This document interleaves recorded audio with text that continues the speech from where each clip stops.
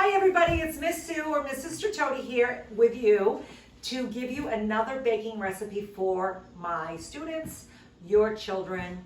I think this is a recipe that children of all ages can make with you and all abilities. Whether your child is typically developing or a special needs child, you do it with them and I assure you they will love it.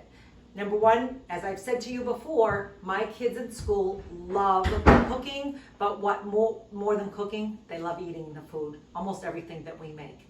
So today we are making the easiest bread you'll ever make. It is a YouTube video that I found from the Prairie Homestead. Though I have to give credit, it wasn't me that found it. My 13-year-old niece found it, made it for her mother one day by herself when her mother wasn't feeling well. And then she was at my house and I said, let's make it together. So guess what? Guess who's with me today? Rylah, say hello. Hi. And she's going to make it with me today. So here we go. This is what we need. We need 1 egg. We need brown sugar, which I thought was very interesting to make a bread with brown sugar. Did you use brown sugar or did you use a different sugar? I used powdered sugar. Powdered, confectioners, and how did it come out? It turned out good. Excellent. So brown sugar, confectioner's sugar, let me know what you tried. We need flour. We need yeast. We need about 2 teaspoons, so I have a couple packets here. I'm pretty sure there's 2 teaspoons in each packet, but we're gonna make sure we have enough. We need salt. We need water. Those are the ingredients. Now you need some more things. We're gonna use this bowl to mix everything together. Even though we're mixing it by hand, we're going to use this bowl to mix. We need measuring cups, 1/3 for some, a cup for another. We need some forks. We need a measuring spoon. And then we need this bowl where the dough is going to rise and then we're going to cover it. We'll get there. So let's start. The first thing we need is yeast. So here, you take this yeast,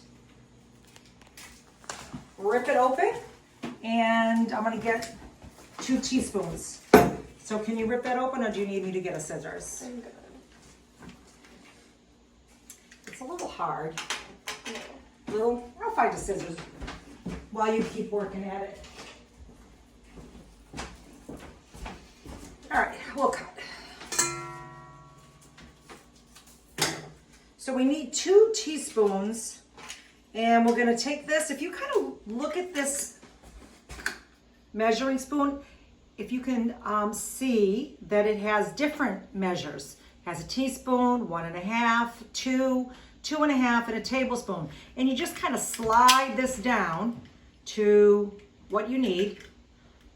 2 teaspoons, just like that. So I'm gonna have Ryan pour the yeast into the spoon until we get 2 teaspoons. And I'm thinking it's the whole packet. Doesn't matter if a little spills on the counter. All right, so there you go. Each packet contains 2 teaspoons. Pour it in. The next thing it said was to add 2 teaspoons of brown sugar. So I'll let you do the same with this. I'm gonna have you pour some brown sugar in here because I think it would be easier to scoop out the here because that's kind of deep. That's good.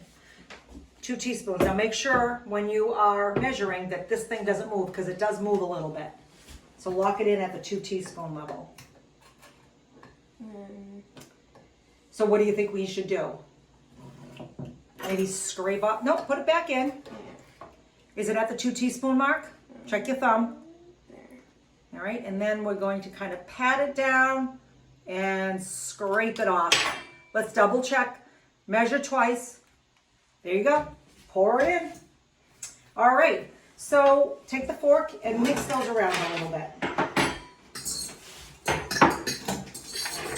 The recipe also said you could use 2 teaspoons of honey. All right. The next thing we need is 1 1/3 cups of warm water. So this water is not warm. I'm gonna go get some warm water. I'll be right back. You can keep mixing that up a little, right?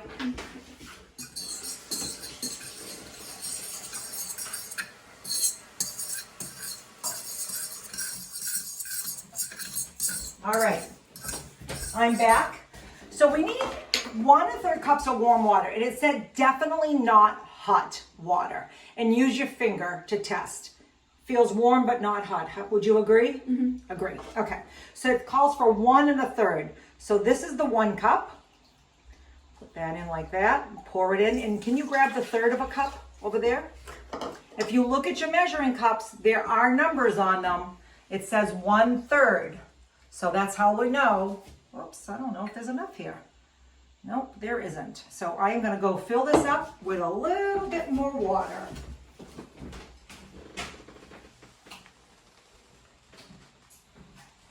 All right. And we'll pour that in, and you can continue mixing with your fork. Or actually, you can use that rubber spatula a little bit. It won't be so squeaky and feel like nails on chalkboard. So we're going to mix that for a little bit, and then we're going to add a teaspoon of sea salt. How's it look? Is it clumpy? We don't want it clumpy. It said try not to let it bubble.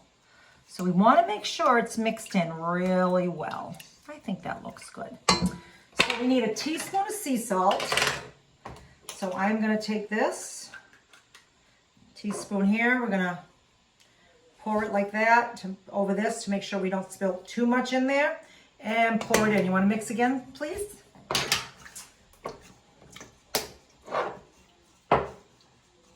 All right.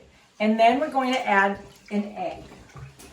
So when I crack an egg, I always crack it in something else.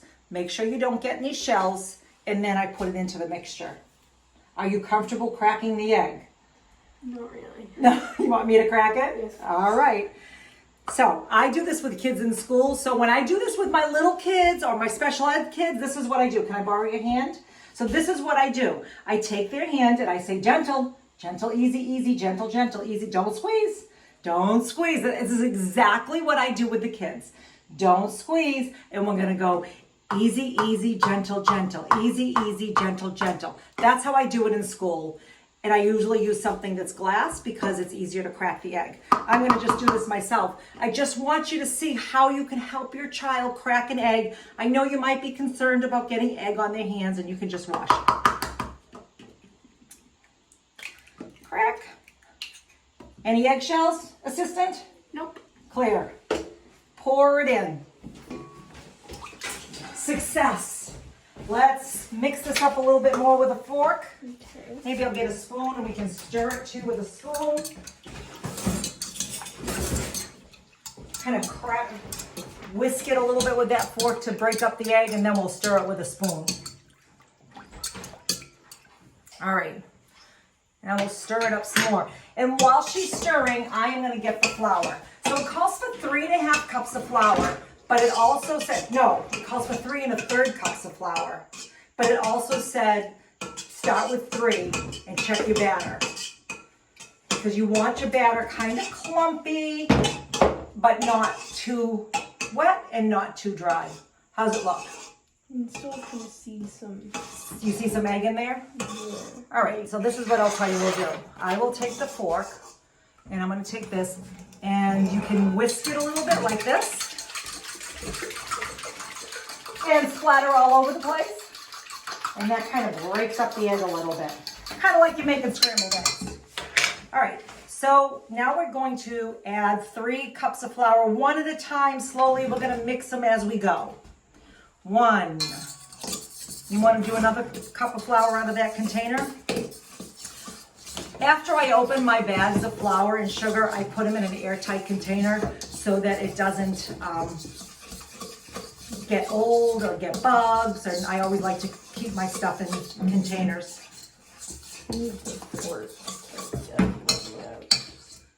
So you got another cup there. Add your second cup.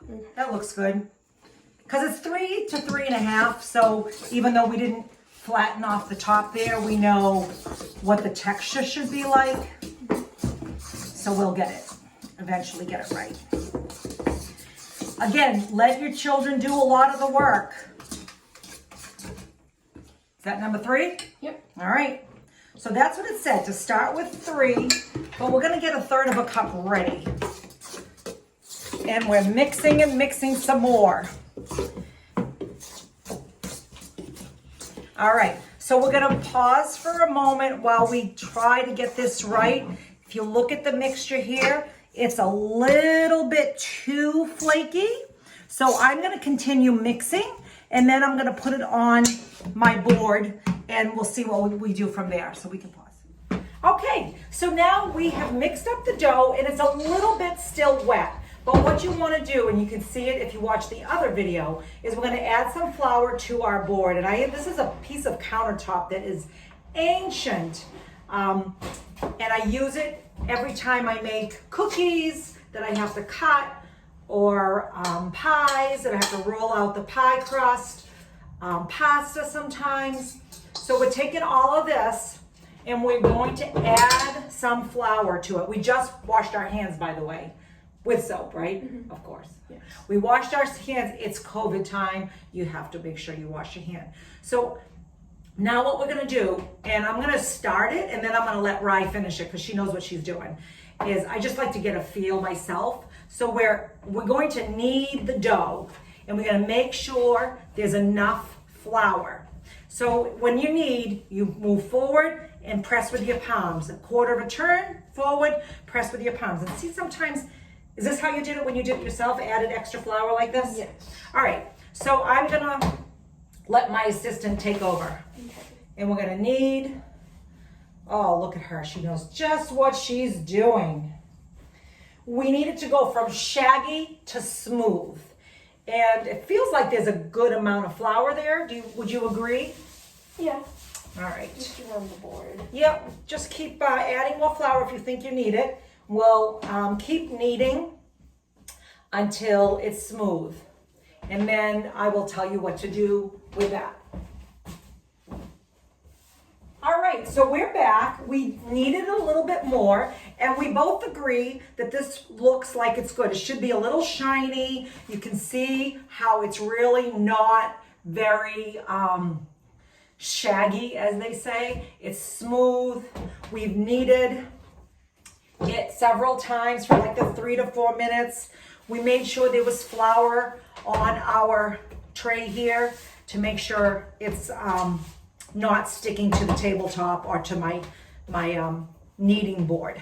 So now what you need to do is you're going to take this dough, we're going to put it in this bowl, make it nice and round, and we're going to let it rise for an hour. And we're going to cover it with a cloth. We're going to let it rise. And when we're done, we'll come back and give you the next step. All right, see you in a minute. All right, so here we are, and we are gonna uncover the dough, and it should be doubled in size. What do you think, Rye? Looks pretty doubled. Looks doubled? Can you kind of bend it, the thing this way? Oh yeah, definitely looks doubled.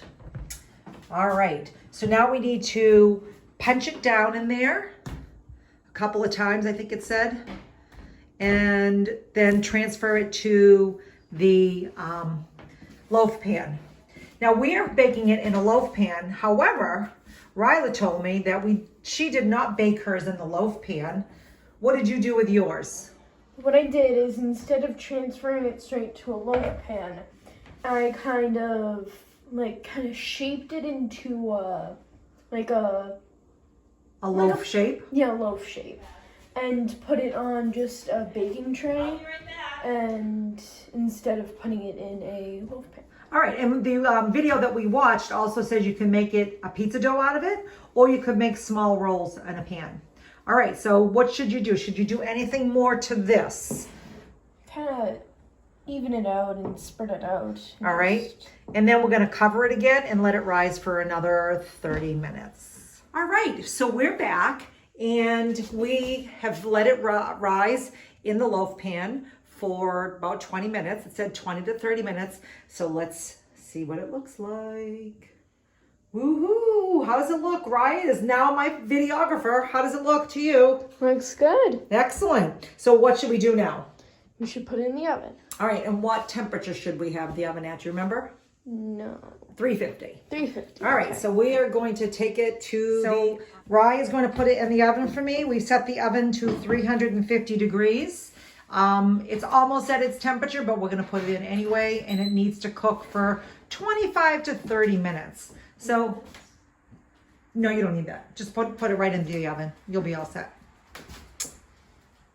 And just push it back and close the oven, and we'll see it when it's done. All right, and the last step, well, kind of the last step, is to take it out of the oven. We cooked it for about 32 minutes, and we peeked at it. And how's it look, Rye? Looks pretty good. How does it smell? Smells pretty good too. Oh, I wish everybody could smell this bread. All right, and it said to let it cool for about 5 minutes before we dump it and cut it. So we'll be back one more time.